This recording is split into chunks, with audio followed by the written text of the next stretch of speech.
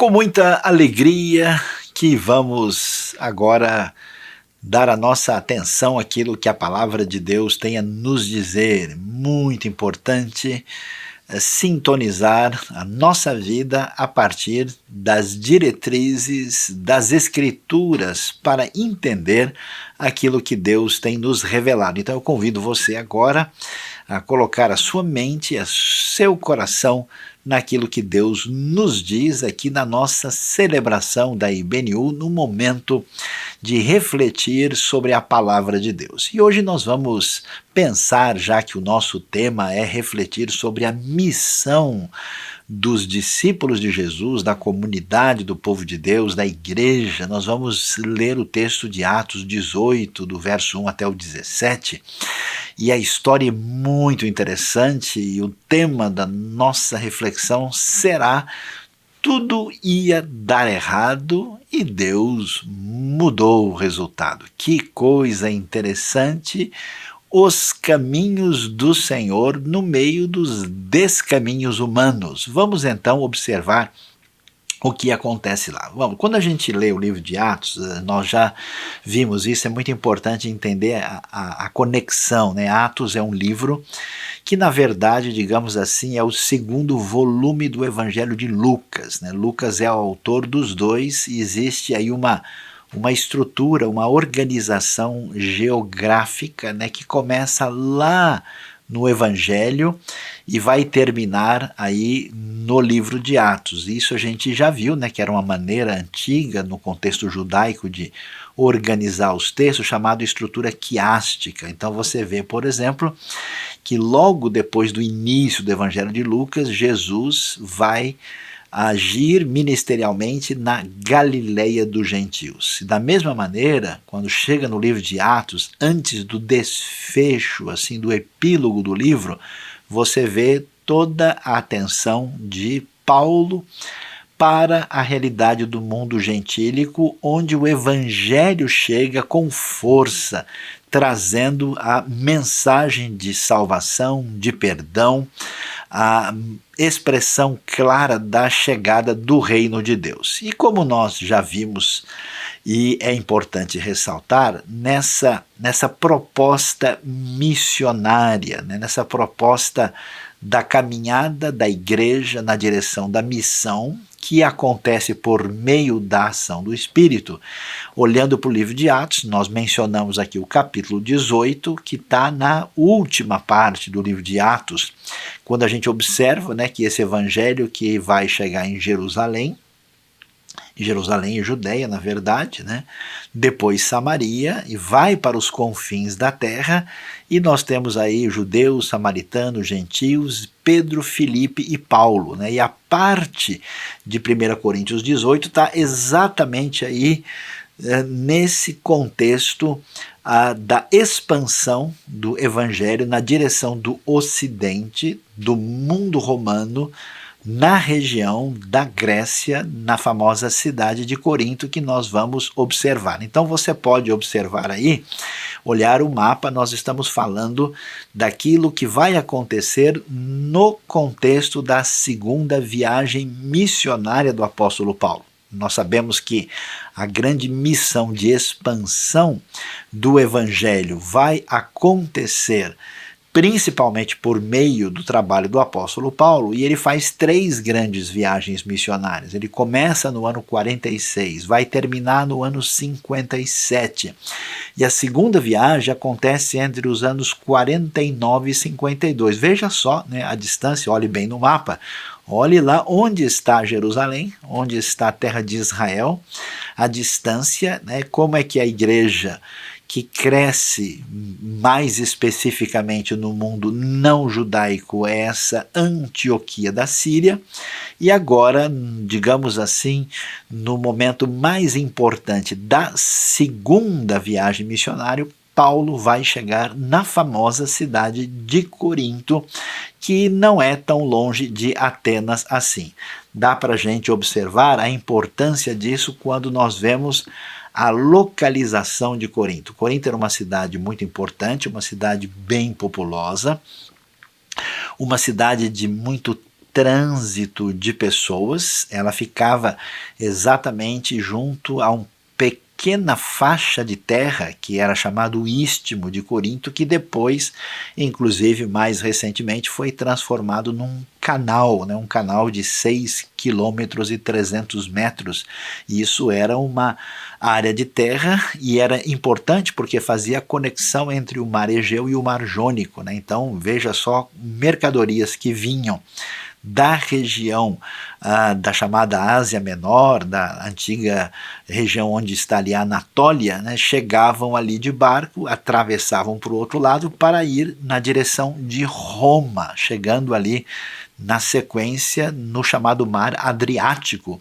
E, portanto, a importância comercial era significativa, e a cidade, assim, que tem um passado primeiro grego, agora é uma cidade romana, ela tem aí um valor muito grande, e é interessante ver que o livro de Atos mostra o valor absolutamente significativo da missão, e essa missão dirigida pelo Espírito, ela também está vendo o fato de que certos lugares são estratégicos, e isso a gente vai observar quando vemos aí o livro de Atos. Mas vamos lá.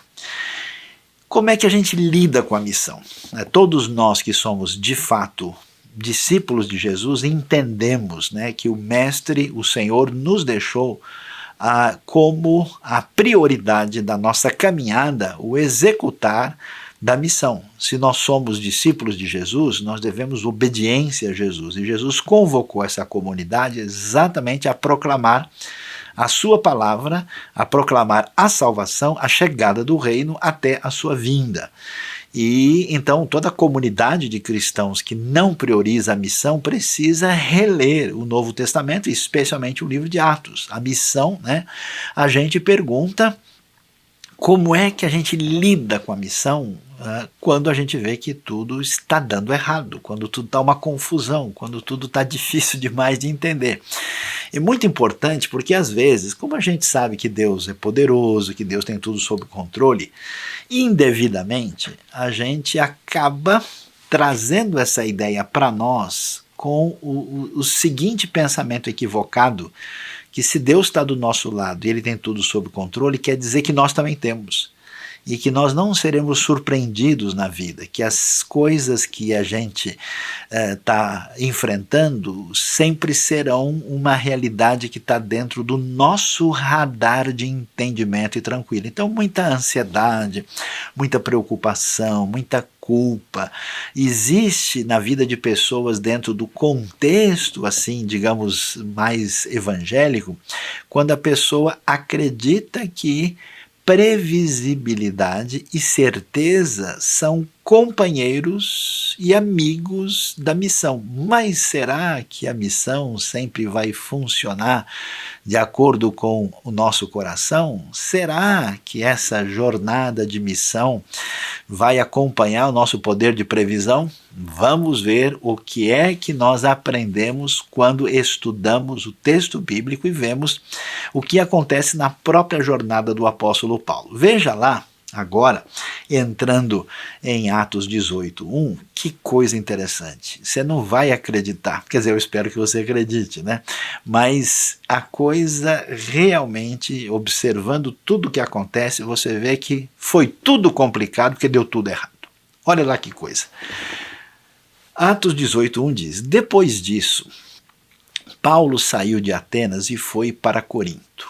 Ali encontrou um judeu chamado Áquila, natural do Ponto, que havia chegado recentemente da Itália com Priscila, sua mulher, pois Cláudio havia ordenado que todos os judeus saíssem de Roma. Paulo foi vê-los e, uma vez que tinham a mesma profissão, ficou morando e trabalhando com eles, pois eram fabricantes de tendas. Todos os sábados ele debatia na sinagoga e convencia judeus e gregos. Depois que Silas e Timóteo chegaram da Macedônia, Paulo se dedicou exclusivamente à pregação, testemunhando aos judeus que Jesus era o Cristo. Você não pode imaginar como a coisa está complicada. O apóstolo Paulo, ele se dedicou ao chamado do Senhor para propagar a mensagem, e a gente vai ver aqui que a gente observa, olhando para o que acontece, parece que o tempo está errado, parece que o lugar está errado, parece que Paulo está errado e que os amigos de Paulo significam um caminho errado também. Por quê? Primeiro, vamos pensar logo na vida do apóstolo Paulo.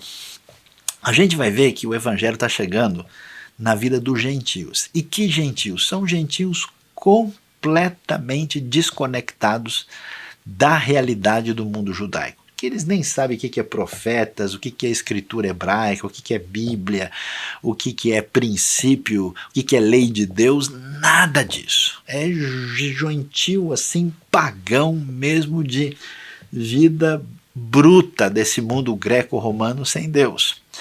E quem é que Deus vai usar para caminhar na direção de executar a missão? Logo Paulo, que era o mega judeu, o fariseu dos fariseus, o indivíduo que, vamos assim dizer, tinha grandes desafios internos para serem vencidos, para proclamar a salvação exatamente para o tipo de gente com quem ele não tinha uma relação de sintonia. Então isso é muito interessante, porque às vezes nós, como pessoas ou como igrejas, a gente acha que o envolvimento em algum tipo de missão não vai dar certo, porque nós não somos a pessoa ideal para aquilo. Então, de longe, Paulo, digamos assim, à primeira vista, parece o indivíduo errado para fazer aquilo que representa um trabalho muito complicado. Além disso, o que acontece? Paulo não tinha nenhum interesse de estar naquela região. Na verdade, Paulo estava querendo, antes de chegar nessa região da Grécia, você vai ver lá em Atos 16, ele queria ir para a região onde estava a Mísia, onde estava a Ásia Menor, perto de Éfeso, e foi Deus que dirigiu ele para as terras que hoje a gente vê ali, são as terras da Grécia mesmo, propriamente dita. Então ele vai chegar na região norte da Grécia, que é a região da Macedônia. E, na verdade, o que ele queria, ele pegou uma estrada ali, a famosa estrada ali, que é chamada a Via Ignácia, com a intenção de continuar reto por ela, depois de Tessalônica, para ir na direção de Roma. E, de repente, tudo dá errado. Porque Paulo está lá, ele está acompanhado, como a gente viu, né, de Silas e Timóteo, que estavam lá na Macedônia, que estavam com Paulo, como a gente pode ver em Tessalônica e depois em Bereia, e acontece que a coisa fica complicada por lá, e Paulo desce para o sul, para a região da Caia, vai para Atenas, e os outros chegam lá e só vão descer depois, e aí Paulo vai para Corinto. Mas olha só, o tempo parece um tempo ruim e errado, porque nesse momento em que Paulo tinha tudo preparado, tudo organizado, já estava na agenda, ele tinha interesse lá de chegar em Roma, o imperador Cláudio acaba tendo confusão. O historiador Suetônio vai nos contar que os judeus foram expulsos de Roma no ano 49 por causa de agitações em torno de um indivíduo chamado Crestus, e é muito seguro que isso tem a ver com o nome de Cristo que chegou lá, e Paulo então tem que mudar de última hora o seu caminho. Ele não vai mais para Roma, ele vai descer para o sul. E ele então vai para Atenas, que aliás também não deu muito certo. Em Atenas pouquíssima gente, naquela arrogância intelectual da cidade que se achava a cidade da sabedoria, o resultado não foi grande coisa, e eu fico imaginando, se eu estivesse no lugar de Paulo, eu falei, caramba, eu não devia estar aqui, Deus não deixou eu ir lá para a região da Ásia Menor. Aí deu toda aquela confusão lá em Filipos, aí eu passei por Tessalônica, aliás, estou ouvindo notícias que em Tessalônica o negócio está ficando complicado por lá, Bereia foi melhor um pouco, e agora eu estou indo para um lugar mais difícil ainda. E quando ele está lá, ele recebe, né, os judeus expulsos de Roma, onde está aí um casal, que aliás era companheiro de Paulo de profissão, porque Paulo, né, como bom, corretamente a tradição judaica sempre dizia que todo mundo tem que ter uma profissão, né? A tradição judaica dizia que o pai que não ensina o filho uma profissão faz dele um ladrão. Então ele sabia mexer, né, trabalhar com tendas, e aí chega lá o casal que tem a mesma profissão que ele, e eles estabelecem aí uma conexão, e eles vão ser auxiliares de Paulo. Se você continuar lendo o capítulo 18, você vai ver, olha que coisa interessante, nesse mundo onde mulher não tem muito valor, e aliás tem uma complicação com mulher em Corinto, quem que surge? Um casal. E quando você lê Atos 18, quem parece muitas vezes aparecer ali com uma certa prioridade é exatamente a Priscila. Então, meu amigo, esquece, deu tudo errado. O caminho está errado, o tempo está errado, o imperador romano complicou tudo, vai dar tudo errado, nós estamos perdidos. Acho que eu vou interromper aqui, acho que é melhor a gente ler o Salmo 23, porque o negócio complicou de vez. Olha lá a situação.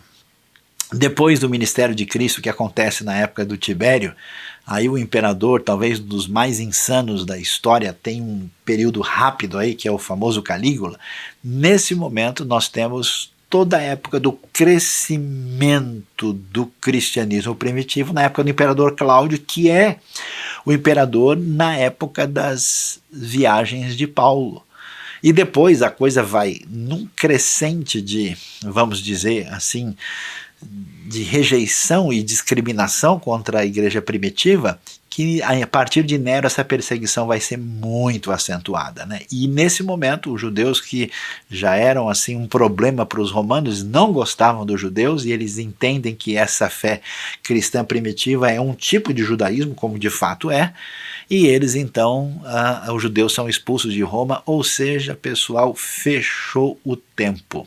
Esse negócio vai dar errado. Por que isso é tão importante? Porque quando a gente enfrenta hoje crises, problemas que atingem o mundo todo, os desafios da missão, aquilo que parece bagunçar nossa agenda, né, jogar tudo por fora que a gente planejou, a gente imagina, ixi, agora parece que Deus perdeu o controle, eu não sei mais o que vai ser, agora a igreja vai acabar, vai ter isso, vai ter aquilo. Calma, sossegue, fique tranquilo, porque quando tudo parece dar errado, a gente vai ver que Deus sabe lidar com o momento complicado. E a gente vai ver, né, porque a gente perde um pouco a cabeça, né, quando lê o texto bíblico e imagina que essas histórias são histórias bonitas, às vezes você lê o texto e nem sabe direito se é uma parábola. Olha que interessante, a arqueologia estudou a cidade de Corinto e você pode ver aí o que foi descoberto e que está em exposição hoje no Museu Arqueológico de Corinto. São o quê? Os restos, as ruínas da sinagoga de Corinto. Você viu, né, que Paulo foi à sinagoga para proclamar a chegada do Messias lá. Então você imagina que essas peças que você vê aí, as figuras da menorá e um pedaço de uma inscrição onde estava escrito Sinagoga dos Hebreus, né, foram encontradas para a gente entender que as histórias bíblicas não são assim um negócio mirabolante, não são uma coisa assim que a pessoa acha, que as escrituras não estão sujeitas ao subjetivismo de qualquer pessoa que acha A ou B. A coisa é séria, aquilo realmente aconteceu, tem fundamento real. E vendo como é que a coisa vai caminhando, o que a gente vê? A coisa fica complicada. Porque era de se esperar que exatamente o pessoal que conhecia a Bíblia, que conhecia a tradição que envolvia os profetas e a palavra de Deus, fosse exatamente aqueles que abrissem o coração para ouvir mais a palavra. E não foi isso que aconteceu. Quando Paulo chega ali na sinagoga, claro, vai ter gente que vai ouvir e receber a palavra, mas muitos rejeitam. Então Paulo, diz o texto, ele se opõe a eles, e numa maneira que envolve essa expressão concreta, né, e enérgica, que faz parte da cultura propriamente do jeito hebraico de ser.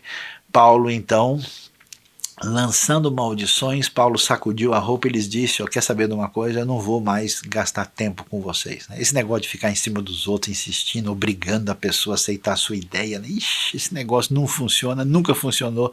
Desde aquele tempo, Paulo falou disso, olha, é o seguinte, vocês fiquem à vontade, façam o que vocês quiserem, então ele caia sobre a cabeça de vocês seu próprio sangue. Isso é uma frase, né, que significa sejam vocês responsáveis pelas escolhas que vocês estão fazendo, e essa frase se aplica àquelas pessoas de Corinto nesse momento, e não a todas as pessoas que envolvem a tradição judaica ou tradição religiosa de qualquer tipo. estou livre da minha responsabilidade. E aí ele diz, de agora em diante irei para os gentios. Então você vê, se já estava dando ruim, se já estava complicado, se já deu tudo errado, imagine agora, né? Paulo já perdeu a proposta da sua primeira missão. Paulo descobre que o governo romano apertou o cerco e ele não pode mais para Roma. Paulo tem que ir para o lugar onde ele não esperava. Ele chegou lá em Atenas, a coisa não foi ruim. Aí chega um casal de judeus ali, com um perfil meio diferente, que meio chegou fugido de Roma. Será que a gente vai chegar em algum lugar com toda essa situação? Vamos falar a verdade, você muitas vezes, diante dos problemas da vida, das circunstâncias que envolvem, às vezes, a política nacional e mundial, diante daquilo que envolve as dificuldades da comunidade da fé, e a gente não fica, às vezes, desanimado, imagina que nem vale a pena gastar tanto tempo e coração. Então imagine a situação de Paulo, e ele então toma a decisão, olha, eu vou caminhar para os gentios. Então ele sai da sinagoga e vai para a casa de um homem chamado Tício Justo, que era, olha só, temente a Deus. Temente a Deus é um gentil que conhece a palavra de Deus, a Bíblia hebraica, e que está aguardando mais conhecimento a respeito de Deus e da sua vontade. Ele vai ser evangelizado por Paulo. Ele morava ao lado da sinagoga. Mas olha só, no meio dessa situação, porque tudo dá errado, porque nós temos recusa daqueles que a gente imaginaria que talvez ouvissem a palavra, nós temos uma mudança de rota. Como eu tenho visto gente com dificuldade de realinhar a vida em função da mudança, né? Você viu aquele negócio do GPS, recalculando a rota? Pois é, muitas vezes Deus nos leva a caminhar nessa direção.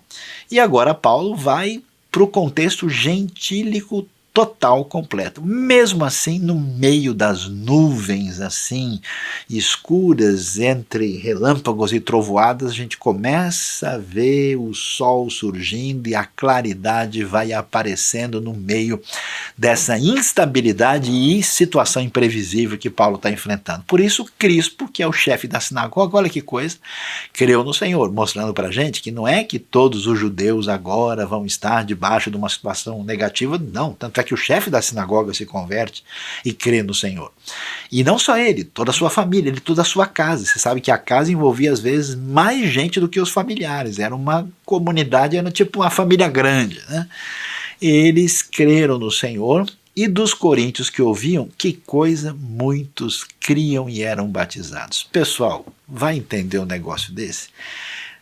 Deus muitas vezes parece que gosta de trollar a gente, falando uma linguagem bem comum e popular. A gente imagina que é de um jeito, Deus parece que quer brincar. Você quer ver como eu faço diferente? Ah, você acha que é só assim? Então você acha que vai chegar mais rápido por aí, né? Então, pois é, eu vou ganhar da lebre usando a tartaruga, e você vai ver como é que funciona. E aí o pessoal começa a receber o evangelho, receber a salvação. E aí, no meio desse negócio, eu acho o máximo senso de humor da parte de Deus. Depois que Paulo está no sufoco, depois que deu tudo errado, depois que ele saiu fugido da Macedônia e correndo para não levar pedrada, depois que ele veio para Atenas, depois de tudo isso, certa noite o Senhor falou a Paulo em visão: não tenha medo, continue falando e não fique calado. Poxa, Senhor, você não podia falar um pouquinho antes? Oh, Deus, você não podia avisar? Manda um zap para mim, por favor. Será que você não pode, né, mandar pelo menos assim um recado de voz para eu ficar mais tranquilo? Então é muito importante a gente entender o seguinte: Deus é o Senhor de toda a terra. O Senhor está no controle de tudo e Ele é o Senhor da missão. E Ele encaminha as coisas de uma maneira que fazem parte do seu projeto, e Ele nos escolhe honrosamente para fazer parte dessa proposta missionária. E a gente, muitas vezes, Deus não vai contar todos os segredos. A gente vai passar por um exercício de fé. A gente vai passar por um exercício de dependência do Senhor. A gente vai minar a nossa base de autoconfiança.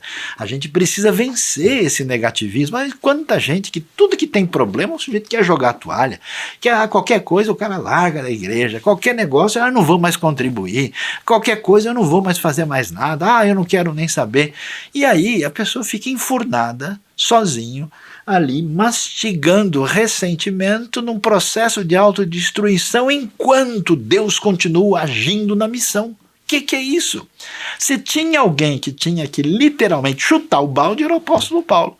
Porque parece que Deus não está ajudando em nada. E Deus ainda espera, né? Para depois dizer, Paulo, beleza aí, ó. Tô aqui, ó. Tá vendo? De trás da nuvem escura, no meio do relâmpago que caiu do lado da sua casa. Bom dia, beleza? Meus queridos, é interessante o que Deus faz e como Ele tem um senso de humor especial que nos ajuda a caminhar na direção que Ele deseja para o seu povo. E olha que coisa, sinceramente, eu visitei Corinto, cheguei lá e falei, meu amigo, Deus estava de brincadeira, né? Esse é lugar para mandar um judeu, assim, fariseu dos fariseus, daquele cara que pisava no quadrado direitinho, porque você já viu gente chata? Como tem gente chata na igreja? Não tem? Aí porque não pode isso, não pode aquilo, porque não sei o quê.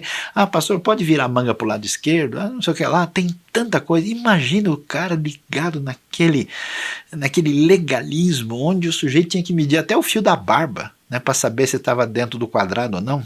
E Paulo vem desse contexto, desse ambiente.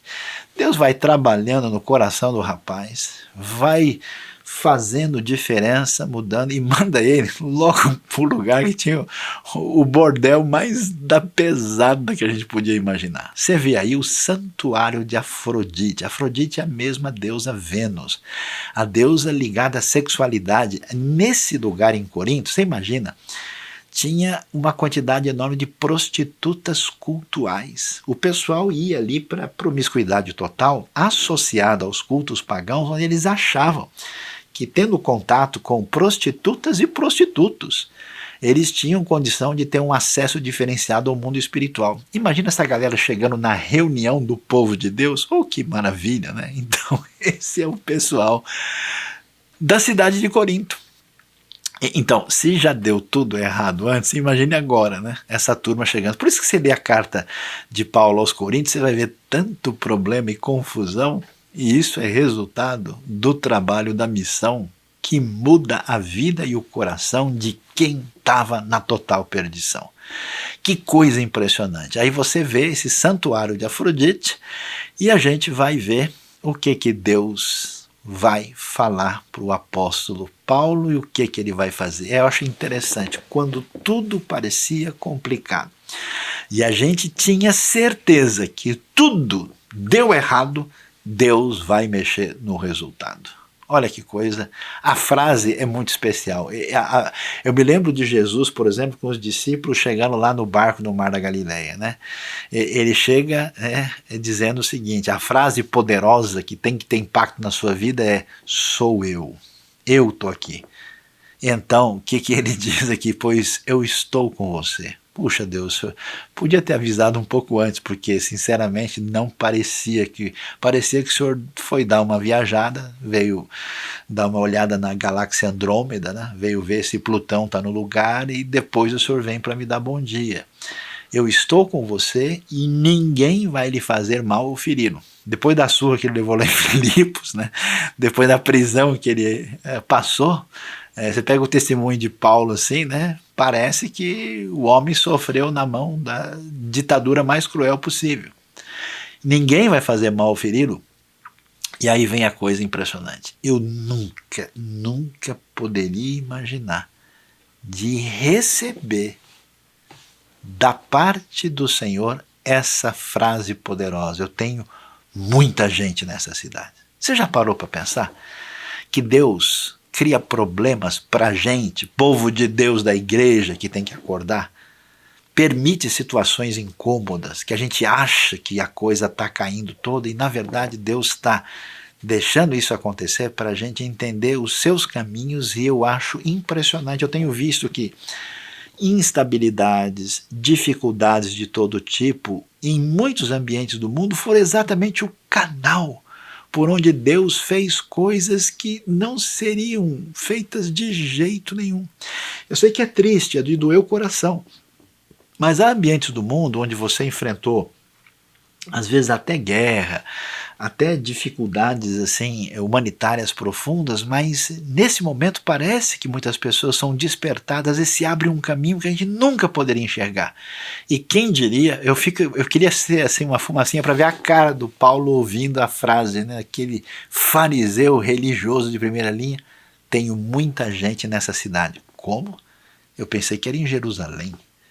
Eu pensei que isso ia ter muita gente num lugar talvez assim mais civilizado um pouco. Deus tem muita gente em Corinto.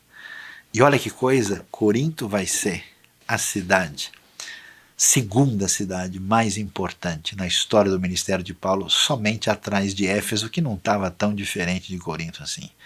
E assim Paulo ficou ali durante 1 ano e meio, ensinando-lhes a palavra de Deus. Que coisa especial, que extraordinário, aquele povo sem esperança, completamente longe de Deus, crendo, sendo batizados e aprendendo a palavra de Deus de uma maneira muito espetacular.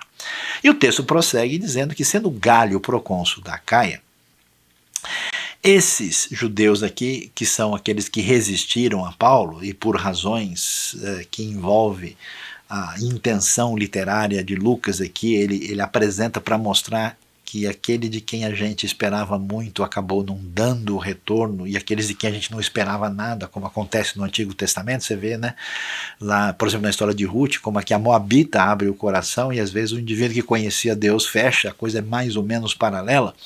Os judeus fizeram então em conjunto um levante contra Paulo, que também é judeu, né? E o levaram ao tribunal fazendo a seguinte acusação: esse homem está persuadindo o povo a adorar a Deus de maneira contrária à lei.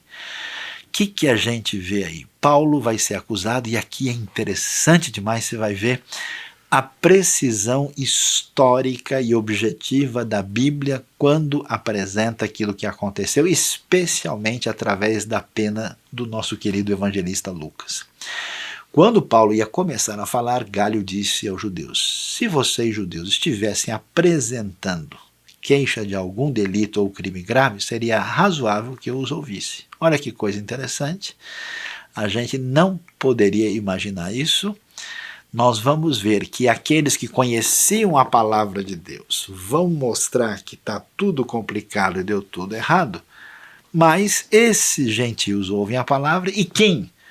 O responsável romano, que é o representante de César, que mandou expulsar o pessoal de Roma, representaria a ameaça maior que a palavra de Deus pode enfrentar. E o que vai acontecer? O Galho diz: pessoal, peraí, vocês dois são judeus, o grupo daqui e o Paulo e os companheiros dele, vocês estão discutindo coisa da lei de vocês? Não me interessa. Eu não vou entrar nesse assunto, vocês façam favor de ficar à vontade.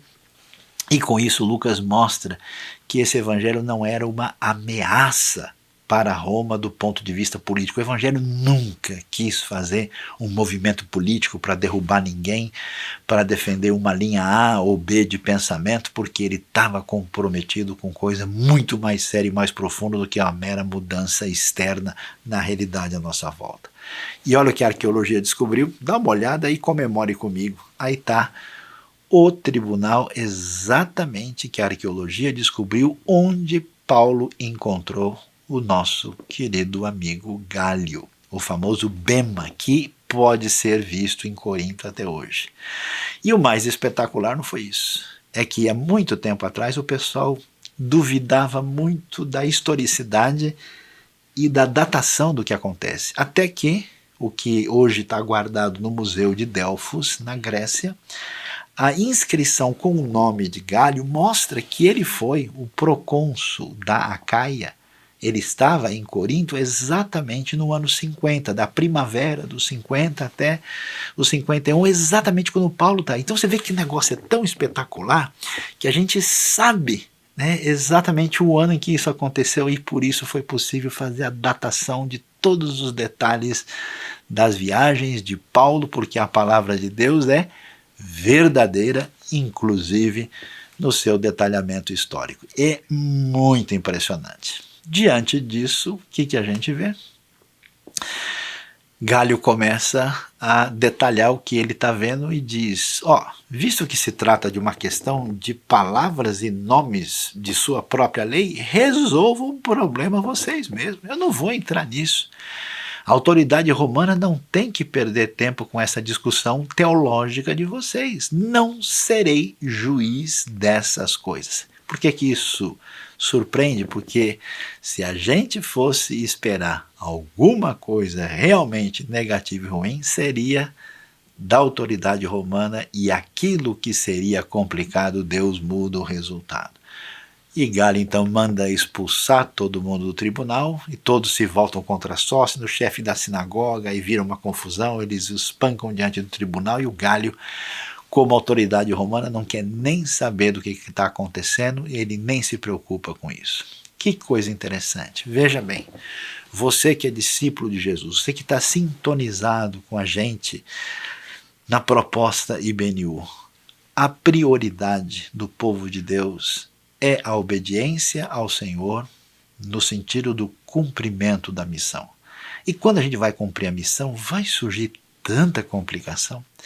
Realmente o negócio às vezes fica assim até meio pesado e tudo parece dar errado. E o que a gente vê na Bíblia é exatamente isso. Deus não perde o controle, a prioridade continua sendo a missão. Então eu peço o seu compromisso, o seu envolvimento, o seu coração, a sua oração, a sua dedicação para a expansão do reino de Deus. Deus mudou o resultado. Tudo parecia dar errado. Mesmo diante de tudo que a gente poderia pensar, Corinto era o último lugar que a gente imaginaria a vitória do Messias, Jesus, o Messias judeu da terra de Israel, que traz a mensagem de vida eterna para todos que nele creem. O que a gente vê diante dessa complicação? A grande vitória da missão. A gente então fecha o nosso entendimento do que Deus nos explica aqui, mostrando como é que Paulo chegou a Corinto, nessa segunda viagem missionária, ficou ali com Priscila e Áquila, ele fazia tenda com eles, ele começa então pregando aos judeus nesse resumo de tudo o que aconteceu na sinagoga, mas depois vai se voltar para os pagãos, para os quais ele prega durante 1 ano e meio, fechando a sua jornada. E a gente termina em grande comemoração e numa convocação para que você dedique a sua vida, o seu tempo, a sua contribuição e o seu talento para o progresso da missão.